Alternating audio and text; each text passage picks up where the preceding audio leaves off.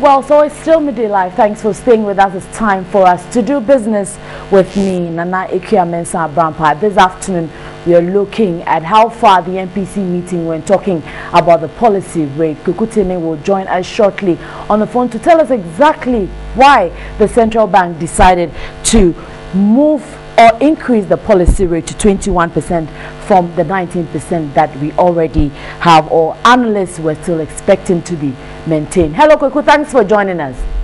Hello, thanks, Nanekia, for having me. Now, you would agree that this morning we had a lot of analysts predicting the policy rates would be maintained at 19%. Now we are seeing an increase to 21%.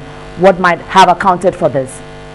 Well, Nana, the Central Bank and the Monetary Policy Committee decided to inch it up by 200 basis points to 21%, and their major concern is that this move is just a correctional measure.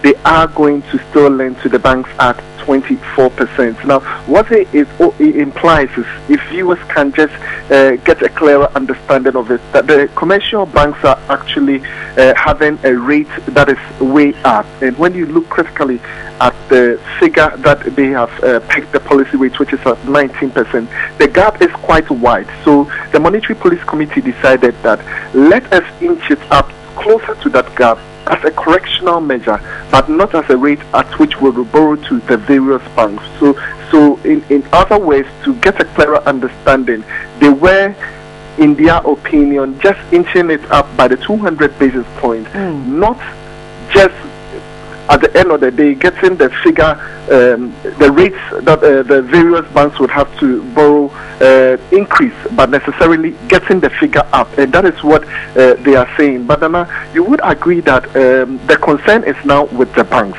Have the banks been able to maintain or respect the view of the central bank anytime the policy rate is increased? You get me clearer when I give you this analogy. For instance, pegged at 19%, the banks were giving loans out at probably 28%, some lending rate 30%, and it was just not respecting the figure that the central bank had given.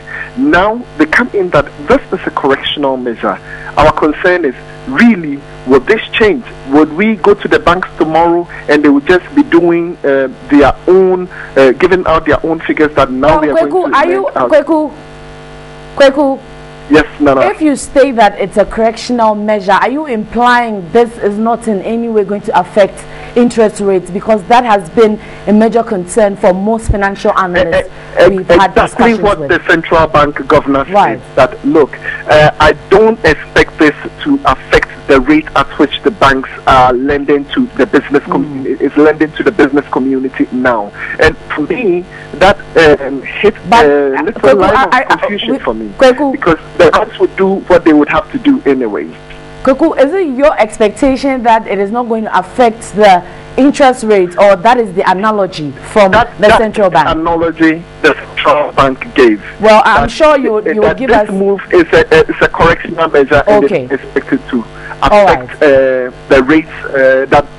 I don't know how they are going to go about it, whether they are going to discuss with them further, whether they are going to ensure that they maintain their grounds and don't increase it, and this was just a correctional measure. I'm just to get a clearer understanding of indeed what it means by and I'm sure you'll be giving us more detail. I'm sure you still at the central bank and you'll be gathering more information regarding this increase of a policy rate, and we'll get the detail of this and more later in our subsequent bulletins. Thank you so much, Kweku Teme, my colleague at the central bank, giving us the latest on the policy rate increasing to 21%. And we understand the Bank of Ghana says this is a correctional measure. I'm sure we could explain more into detail when he gets back. And interestingly, we have the consumer price inflation also at 16.9% for the month of October, up from 0.4 percentage points from 16.5%. We will give you more detail on that particular one also in our subsequent bulletins. But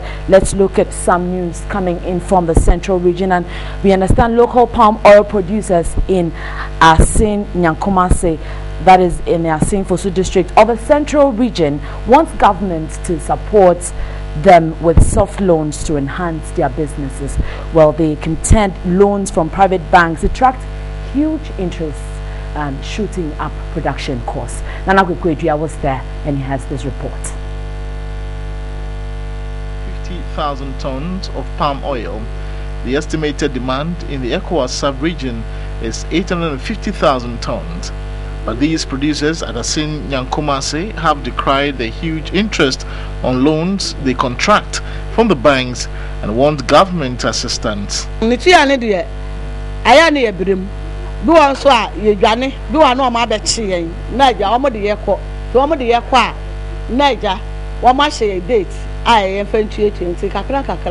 Another bank, another loan. Now would you have to a kakakrana and wahon?